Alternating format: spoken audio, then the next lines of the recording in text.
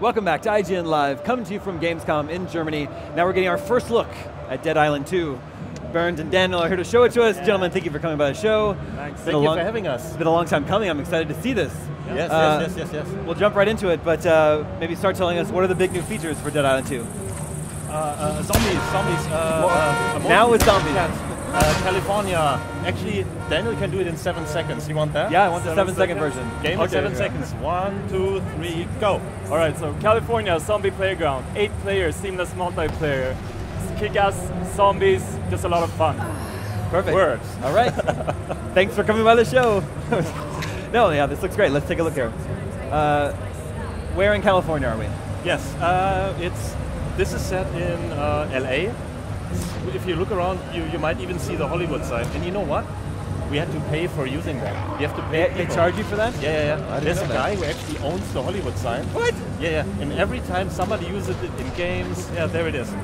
In games, movies, whatever, you have to pay for it, and it's not cheap. Yeah, I don't Silver imagine. wasn't amused. They asked us if we could do something like, Zombie Land Hills. Funny, yeah. But we said, no, we need Hollywood. It needs to be the proper Hollywood sign, so please pay for it. And they did. Why was it so important to set it in the real Los Angeles? It is. Yeah. But why is that? Why was it important to you? I think one of the aspects is that island games always should be in a place where you want to go, where you want to be, where it's beautiful and fantastic. And so we started thinking about what is the most beautiful, iconic location on this planet. And then we said, California, because for a lot of people, especially in Europe, going to California, that's a dream. Really? It's this land where everybody's beautiful, everybody's rich, everybody's a superstar. Not quite, but that's what we wanted to bring into that island. So we said, hey, it has to be California, and also we wanted something that offers a lot more space.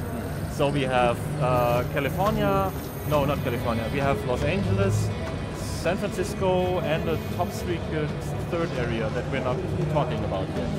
How do you travel between the different areas? With a car, and we have a fast travel option. Gotcha.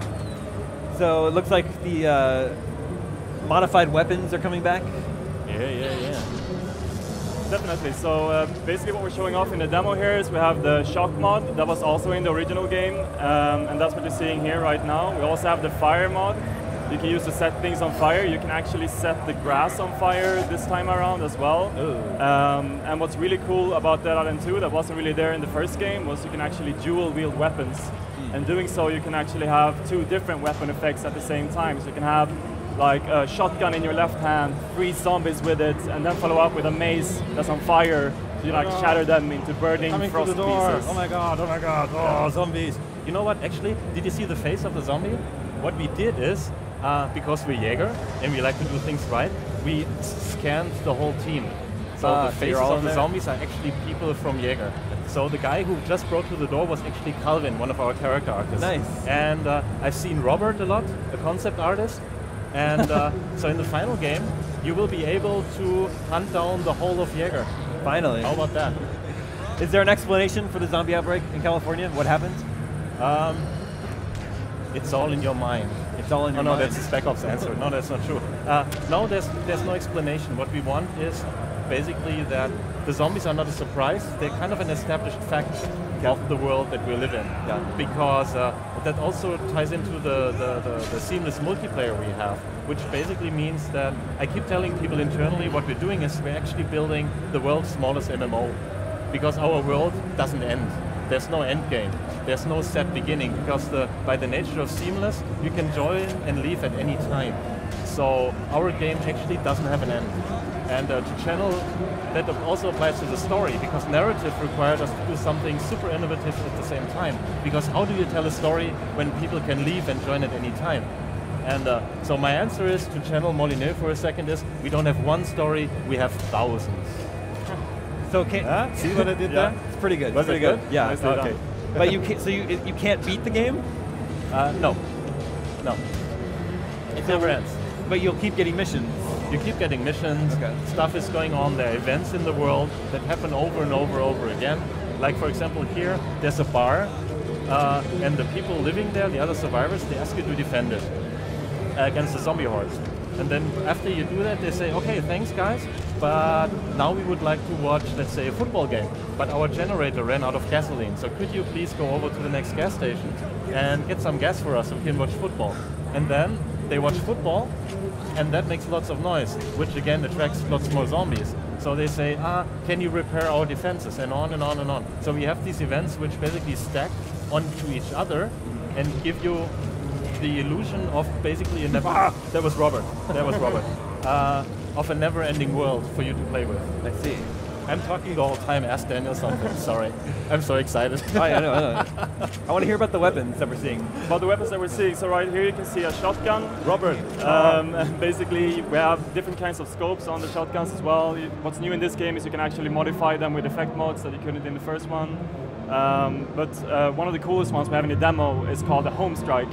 And that's basically a special weapon that's a baseball bat with a bowling ball on the end. You can actually use that to like launch zombies up into the air and just watch them fly away, leaving a trail of blood.